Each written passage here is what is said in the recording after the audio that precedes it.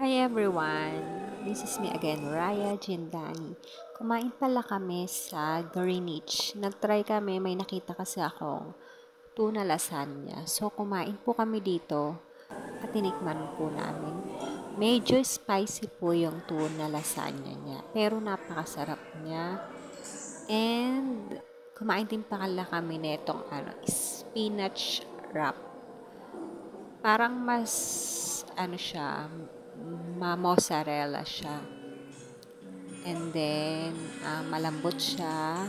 Pwede nyo rin itry. Pero kasi gusto ko dati yung dun sa Angel's Pizza. Kala ko ganun din siya. Pero mas trip ko po doon sa Angel's Pizza.